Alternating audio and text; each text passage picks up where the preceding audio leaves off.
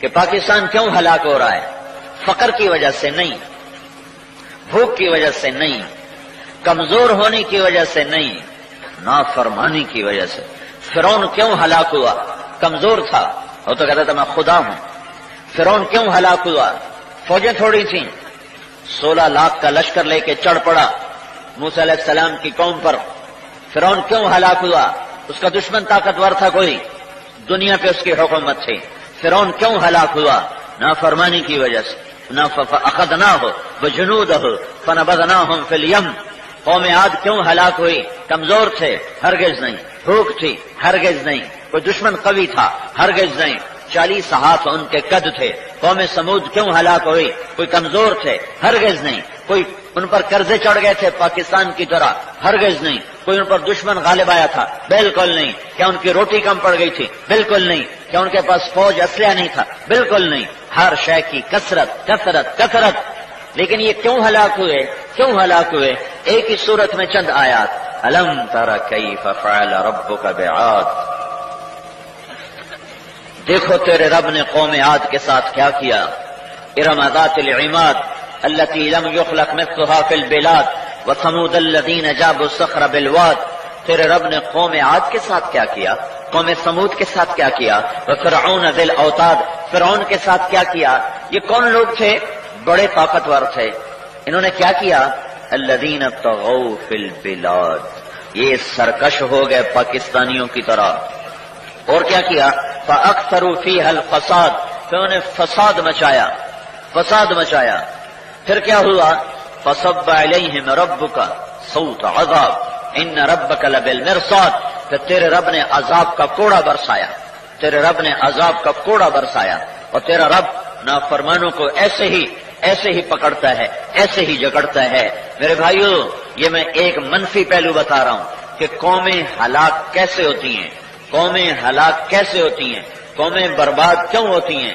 اس لیے برباد نہیں ہوتی کہ پیسہ کم ہو گیا، اس لیے برباد نہیں ہوتی کہ قرضہ چڑھ گیا، اس لیے برباد نہیں ہوتی کہ روٹی پوری نہیں ہو رہی، اس لیے برباد نہیں ہوتی کہ لوڈ شیڈنگ ہو رہی ہے، اس لیے برباد نہیں ہوتی کہ کارخانے بند ہو گئے، اس لیے برباد نہیں ہوتی کہ دریا خشک ہو گئے۔ نہیں نہیں نہیں نہیں نہیں نہیں نہیں نہیں، قوموں کے ہلاک ہونے کا اور فرد کے ہلاک ہونے کا ایک قانون کہ جب نافرمان ہوں گے اللہ ہلاک کرے گا، جب فرما بردار ہوں گے اللہ کامیاب کرے گا۔ کامیابی کا مفہوم ہی اللہ کا راضی ہونا ہے، اور ناکامی کا مفہوم اللہ کا ناراض ہونا ہے۔ میرے بھائیو، میرے اللہ کی سنت تبدیل نہیں ہوتی۔ نافرمانی سبب ہے ہلاکت کا، نافرمانی سبب ہے ہلاکت کا، نافرمانی سبب ہے ہلاکت کا۔ صرف حکمران قصوروار نہیں ہے، نارووال کا ہر دکاندار جھوٹ بول کے سودا بیچ رہا ہے، رائس ملوں والے بینکوں سے پیسے لے کے سود پہ کاروبار کر رہے ہیں، اور نوجوان راتوں کو اٹھ کے ننگے ناچ دیکھتا ہے، نوجوان ماں کی سنتا نہیں، باپ کو غراتا ہے، بھائی سے قطع تعلق ہے۔ میرے بھائیو، ایک حدیث سنا دوں آپ کو۔ حضرت علی کا فرمان ہے کہ اللہ کے رسول صلی اللہ علیہ وسلم نے فرمایا، اذا اتخذ الفیء دولا، جب حکمران سرکاری خزانہ خود لوٹنا شروع کر دیں گے، اذا اتخذ الفیء دولا، جب حکمران سرکاری خزانہ خود لوٹنے لگ جائیں گے، والامانۃ مغنما، جس کے پاس امانت رکھی جائے گی وہ کھا جائے گا، جس کے پاس امانت رکھی جائے گی وہ کھا جائے گا، والزکاۃ مغرما، اور مالدار لوگ زکات دینے سے انکار کر دیں گے، زکات نہیں دیں گے، نارووال کے مالدار زکات نہیں دیں گے، بس زکات مغرما، اور زکات کہیں گے ٹیکس ہے، زکات نہیں دیں گے۔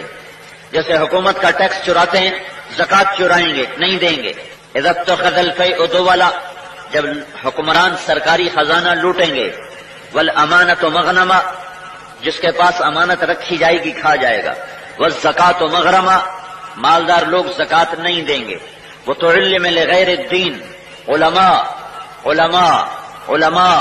اپنے علم کو دنیا کمانے کا ذریعہ بنا لیں گے، اور اللہ کی چوکٹ پہ جھکنے کی بجائے بادشاہوں کی چوکھٹوں پہ جھکنا شروع کر دیں گے اور علم کو اپنی دنیا کا وسیلہ اور ذریعہ بنا لیں گے. وَتُعِلَّمَ لِغَيْرِ الدِّينِ وَأَطَاعَ الرَّجُلُ زَوْجَتَهُ، اور لوگ اپنی بیویوں کے فرما بردار ہو جائیں گے.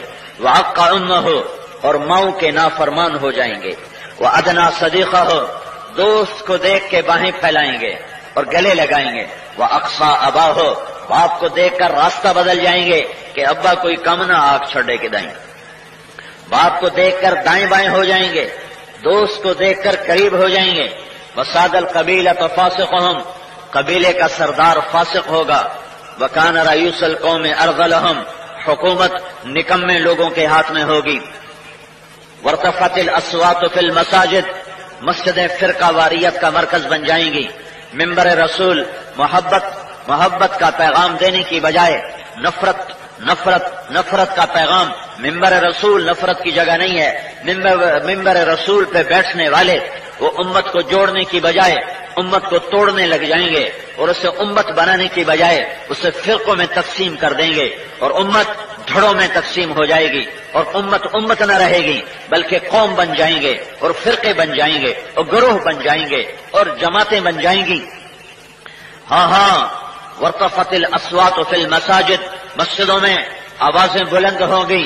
مسجدیں محبت کا پیغام دینے کے بجائے نفرت کا پیغام دینے لگ جائیں گی اور امت اپنا امت پنا بھول جائے گی